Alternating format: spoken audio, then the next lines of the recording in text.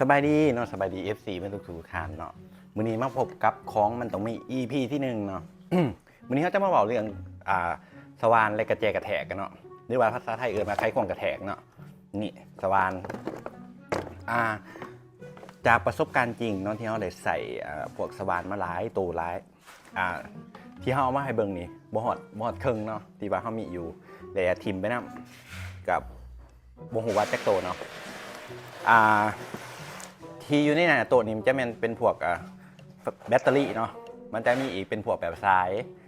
ยเป็นสายไฟมื้อนี้เขาจะมาให้ความรู้เนาะว่าควรเลือกซื้อเนี่ยใดเพื่อให้ใส่และคุมเนาะเอาง่ายๆซะว่าใส่และคุม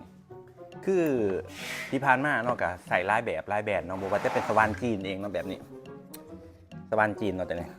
และของกอบเนาะกอบเกรด A นักแห้งเนาะตัวนี้เนาะแต่ว่าเป็นของกอบmade in เวียดนามแล้วก็กอบเกรด S double A เนาะตัวนี้ triple A เลยแหละกอบมาจากญี่ปุ่นเนาะตัวนี้เนาะติดเอา made in Japan แต่ว่าดีเนาะตัวนี้ใส่ดีเนาะใส่มากกับเกือบ3 ปีนะตัวนี้ก็ใส่คู่วันเพราะว่าเฮาใส่งานนักเนาะเฮ็ดบ่ว่าจะเฮ็ดเป็นตู้ฟักไข่เฮ็ดตู้เฮ็ดเฟอร์นิเจอร์เนาะเฮ็ดบิวอินต่างๆเนาะเฮาใส่เป็นพวกสว่านตัวนี้เบิดเนาะปัจจุบันเนาะปีนี้เนาะเกือบปีนึงเนาะตัวนี้ซื้อเป็นดีวอลเนาะเป็นสว่านมีแบรนด์ขึ้นมามอเตอร์บัตเลตเนาะตัวนี้ถือว่าราคากับค่อนข้างสูงเนาะแล้วก็คันว่าเป็นคนจำเป็นใส่งานนักก็แนะนำเป็นพวกแบรนด์แบบนี้เลยเป็นพวกดีวอลเลยเพราะว่าราคามันแท้ๆมันกับบริรุ่นลืมกับตัวนี้หลายเนาะเข้ามาแนะนำการนำใส่เบื้องต้นเนาะ ตัวนี้เป็นกระแจกระแทกเนาะ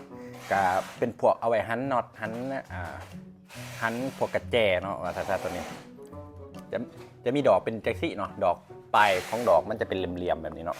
เวลาเอาซุปใส่เอาดึงออกเนี่ยนี่ยัดเข้าแต่ว่าตัวรุ่นใหม่เนาะมันมีตัวซุปไว้เนาะเป็นเหลี่ยมเหมือนกันแต่ว่ายุ่งเขาเลยเขาโหลดนี่นะดึงมันมาออกเนาะมันจะล็อกเนี่ยและสว่านเนาะสว่านเป็นเท่าหันจากสิแล้วดอกมันจะออกเนาะสว่านนี่มันจะมีโหมดเนาะมีโหมดคือโหมด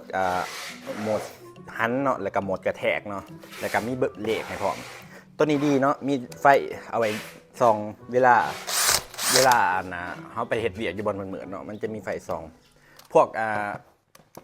กระแจกระแทกนี่กับมีกันเนาะเป็นตะกี้เป็นไฟอย่างสิแต่โบแห้งเนาะ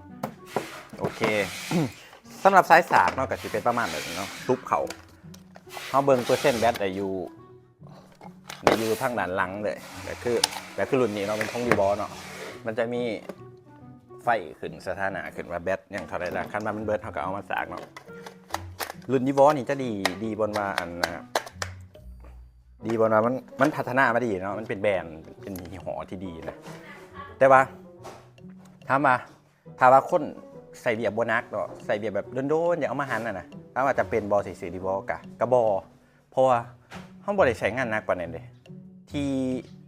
คอยเองสื่อนี่เพราะว่าใส่งานนักคอยใส่คู่มือชาวบ้านนี่คอยใส่คู่มืออิลิผมยอมครับสำหรับตะกี้เนาะเป็นประกอบแบบพวกตู้น้อยๆเนาะบริประกอบคู่วันแบบโดนๆจังประกอบนะเป็นคนใส่ตัวนี้เนาะถือว่าคุ้มตัวนี้ก็ใส่เกือบเป็นปีเนาะแต่ส่วนร้ายสิ่งที่โ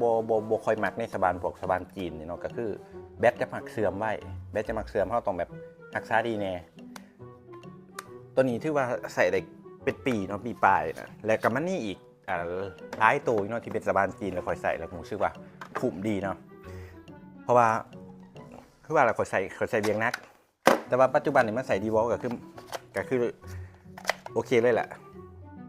ปัจจุบันเนี่ยก็ใส่ได้ตัวนี้แหละใส่ได้พวกนี้แหละ